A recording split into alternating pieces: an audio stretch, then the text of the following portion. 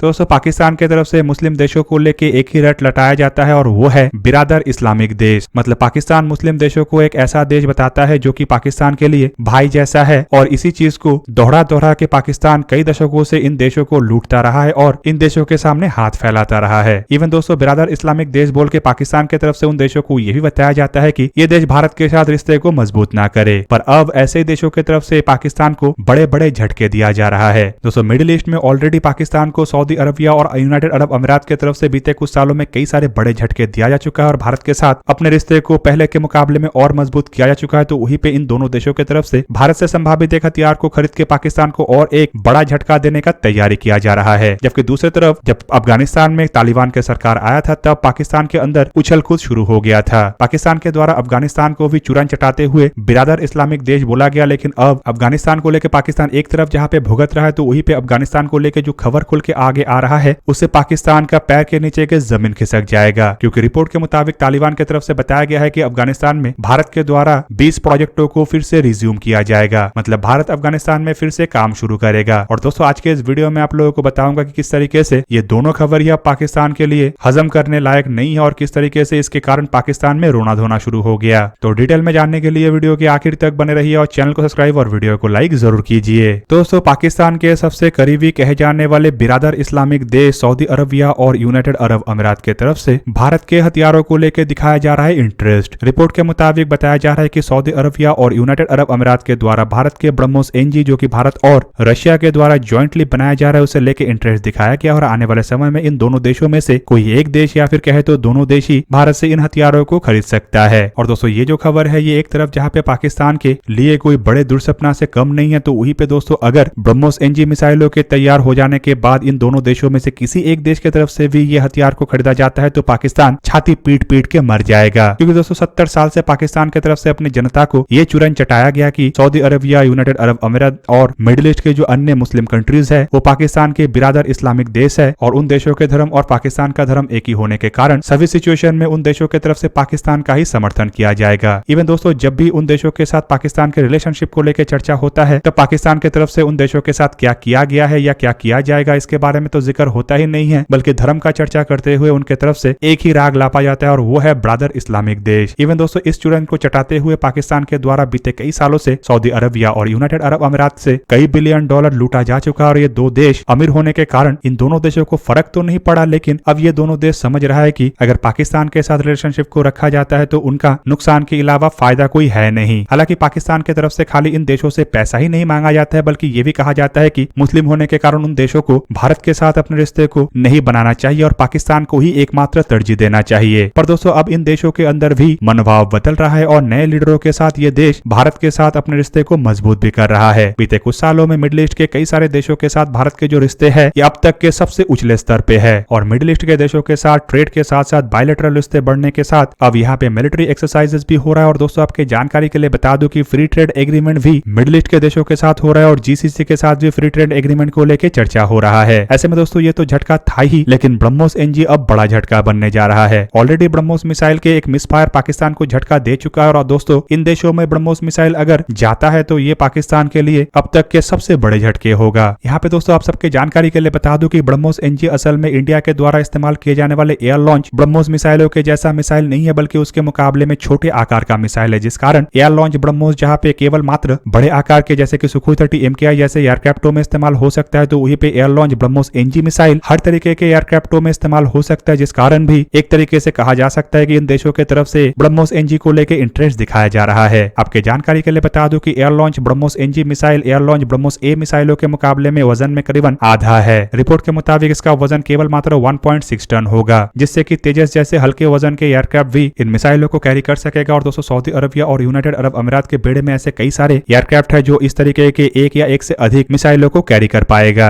दूसरी तरफ ब्रह्मोस एनजी मिसाइलों को अगर देखा जाए तो दोस्तों ये करीबन 290 किलोमीटर रेंज के तहत बनाया जा रहा है और मार्क 3 से लेकर मार्क 3.5 की रफ्तार तक ये उड़ान भर सकेगा और समुद्री और जमीनी दोनों टारगेटों को निशाना बना सकेगा। आप सबके जानकारी के लिए बता दूं कि फिलहाल ब्रह्मोस मिसाइलों के एनजी मतलब नेक्स्ट जनरेशन वेरिएंटों का डेवलपमेंट चल रहा है और रिपोर्ट के मुताबिक शायद साल 2024 ही वो साल हो जब इन मिसाइलों के टेस्ट और प्रोडक्शन दोनों ही शुरू हो। प्रोडक्शन को लेकर बताया जा रहा है कि ब्रह्मोस एरोस्पेस इसका प्रोडक्शन का काम यूपी में बनने वाले नए फैक्ट्री में करेगा और इस फैक्ट्री का निर्माण इसीलिए किया जा रहा है क्योंकि ब्रह्मोस एरोस्पेस को एक्सपेक्ट है कि आने वाले सालों में ब्रह्मोस मिसाइलों को लेकर इतना अधिक डिमांड है और इतना अधिक ऑर्डर मिल सकता है कि एक प्लांट से इस ऑर्डर या फिर कहे तो इस तरीके के एक्सपेक्टेशन को पूरा नहीं किया जा सकता। यूपी में बनने वाले प्लांट में बताया ये भी जा रहा है कि ब्रह्मोस एनजी के अलावा एक्सटेंडेड रेंज वर्जन के ब्रह्मोसों का भी निर्माण किया जाएगा। फिलहाल दोस्तों रिपोर्ट के मुताबिक कुछ हफ्ते पहले जब गुजरात के शहर गांधीनगर में डिफेंस एक्सपो 2022 को आयोजित किया गया था, तब भी कई सारे कंपनियों की तरफ से ब्रह्मोस मिसाइलों को लेकर इंटरेस्ट दिखाया गया था और उस दरमियान भी खबर आया था कि कई सारे अन्य देश भी है जो ब्रह्मोस मिसाइलों को खरीदना चाहता है, जिनमें बताया जा रहा है कि अब फिलीपीन की तरफ से एक बैच के मिसाइलों को खरीदने के बाद अतिरिक्त मात्रा में और मिसाइल खरीदा जा सकता है, जबकि इंडोनेशिया भी ऐसे इंटरेस्टेड देशों में शामिल है।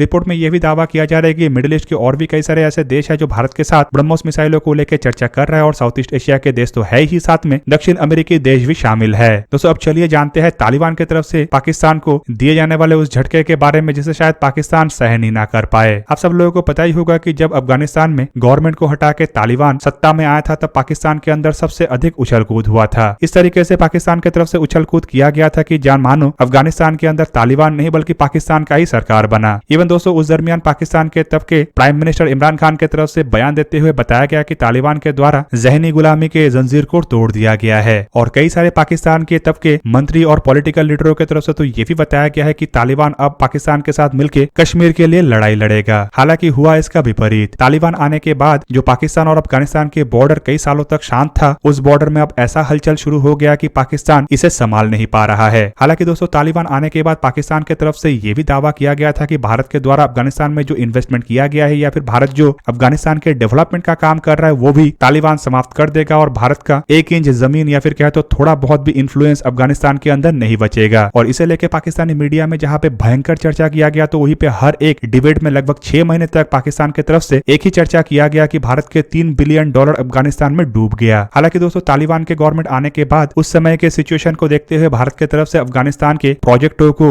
वहीं पे रोक दिया गया और एक तरीके से प्रोजेक्टों को छोड़ के भारत के वर्करों को भारत बुला लिया गया। पर अब दावा किया जा रहा है कि करीबन 20 ऐसे प्रोजेक्ट है जो भारत के द्वारा आगे बढ़ाया जा रहा था, उसे भारत फिर से रिज्यूम कर सकता है। और दोस्तों इस बात का खुलासा कोई और नहीं बल्कि टुलू न्यूज के द्वारा तालिबान के ministry of urban development and housing के मिनिस्टर के बयान को कोट करते हुए कहा गया। हालांकि दोस्तों मिनिस्टर के बयान को भी कोट करते हुए बताया गया कि इस बात का भरोसा भारत के चार्ज डी अफेयर मतलब भास्कर कुमार की तरफ से जताया गया और रिपोर्ट में यही बताया जा रहा है कि भास्कर कुमार की तरफ से ही तालिबान को ये इशारा दिया गया है कि शायद भारत आने वाले समय में इन प्रोजेक्टों को फिर से रिज्यूम कर सकता है। दोस्तों यहाँ पे आप लोगों को यह भी जान के रखना चाहिए कि रिपोर्टों में दावा किया जा रहा है कि भारत फिलहाल अफगानिस्तान के साथ रिश्ते को सही करने के पक्ष में भी है, मतलब एक तरीके से नॉर्मल रिश्ते को बरकरार रखना चाहता है। जबकि तालिबान के गवर्नमेंट के आने के कुछ महीनों के बाद से ही तालिबान के कई सारे वरिष्ठ अधिकारियों की तरफ से भारत को बार बार डेवलपमेंट प्रोजेक्ट को फिर से रिज्यूम करने को लेकर जहां पे इन्वाइट किया जा रहा था, तो वहीं पे बार बार ये बताया गया कि अफगानिस्तान के जैसे ही तालिबान के नए गवर्नमेंट के द्वारा भारत के साथ रिश्ते को उसी तरीके से रखने का इरादा जताया जा रहा है जिस तरीके से भारत के साथ पहले रिश्ता था। मतलब पहले के अफगान गवर्नमेंट और अब के तालिबान गवर्नमेंट भारत के साथ एक ही तरीके के रिश्ते को अपनाना चाहता है जिनमें भारत अफगानिस्तान में डेवलपमेंट का काम कर रहा था। दोस्तों बेसिकली अगर देखा जाए तो अफगानिस्तान को कई सारे देशों के द्वारा अपने स्वार्थ के तहत देखा गया। अमेरिका के द्वारा जहां पे सोवियत यूनियन को हराने के लिए अफगानिस्तान को एक प्लेटफॉर्म के रूप में देखा गया, तो वहीं पे पाकिस्तान के द्वारा तालिबान को पैसा हासिल करने के एक जरिए के रूप में देखा गया। कई सारे अन्य देश अफगानिस्तान को स्ट्रेटेजिक डेप्थ और एशिया के अंदर अपने प्रेजेंस को मजबूत करने के लिए एक जरिए के रूप में देख रहा था, तो वहीं पे दोस्तों अफगानिस्तान के नेचुरल रिसोर्सेज को देखते हुए भी कई सारे देशों का लोभ अफगानिस्तान के ऊपर है। पर इन सभी देशों से अलग भारत अफगानिस्तान के अंदर केवल मात्र डेवलपमेंट के काम को ही आगे बढ़ा रहा है। भारत के द्वारा अफगानिस्तान के रीडेवलपमेंट प्रोसेस को जहां पे अपनाया गया, तो वहीं पे कई सालों तक भारत अफगानिस्तान के अंदर कई तरीके के प्रोजेक्टों को कंप्लीट कर चुका है, जिनमें यूनिवर्सिटी, पार्लियामेंट बिल्डिंग से शुरू करके रोड इंफ्रास्ट्रक्चर, इवन डैम तक भारत की तरफ से निर्माण किया जा चुका है, जिसका उपयोग अफगानिस्तान के तब के गवर्नमेंट की तरफ से भी किया जा रहा था और अब के तालिबान के गवर्नमेंट भी चाहे तो यहाँ से ही फायदा उठा सकता है। जबकि दोस्तों ये सभी प्रोजेक्ट अफगानिस्तान के लोकल लोगों के लिए है और दोस्तों इस कारण लोकल लोगों के अंदर जहाँ पे भारत को लेके एक प्यार और रिस्पेक्ट है, तो वहीं पे दोस्तों पाकिस्तान जिस तरीके से तालिबान का इस्तेमाल करके केवल मात्र पैसा कमाया है और दुनिया में अफगानिस्तान को बदनामी दिया है, उस कारण अफगानिस्तान के लोगों के अंदर पाकिस्तान को लेके मनोभाव पूरा उल्टा है। हालांकि दोस्तों इसका खुलासा अफगानिस्तान और पाकिस्तान के बॉर्डर के क्लैशेस को देखते हुए भी हो रहा है, जिसमें अफगानिस्तान की तरफ से अब ड्यूरेंट लाइन को नहीं माना जा रहा और लगातार आए दिन पाकिस्तान अफगानिस्तान के बॉर्डर में कुछ ना कुछ घटना घटता रहता है। पर दोस्तों इन सभी चीजों को अब पाकिस्तानी मीडिया की तरफ से एक तरीके से छुपाया जा रहा है और इसका कारण है कि पाकिस्तानी मीडिया में अगर इन बातों का खुलासा होता है तो ये पाकिस्तान के मीडिया के ही पुराने बयानों को नकार देगा, क्योंकि मीडिया की तरफ से ही पहले बताया गया था कि तालिबान कभी भी भारत को अफगानिस्तान के अंदर वेलकम नहीं करेगा, तो वहीं पे अब अगर तालिबान की तरफ से भारत को प्रोजेक्टों को रिज्यूम करने के लिए कहा जा रहा है या फिर ये बताया जा रहा है कि भारत प्रोजेक्टों को रिज्यूम करेगा, तो समझ सकते होंगे कि पाकिस्तान के मीडिया के द्वारा इन खबरों को दिखाने का मतलब है कि अपने खुद के मुंह के ऊपर ही थूकना होगा। तो दोस्तों ये था आज का वीडियो। अगर आपको वीडियो अच्छा लगा तो लाइक कीजिए और मेरे चैनल को सब्सक्राइब कीजिए और साथ में बना हुआ बेल आइकन को भी प्रेस कर दीजिए ताकि आप मेरा वीडियो देख पाए सबसे पहले। जय हिंद।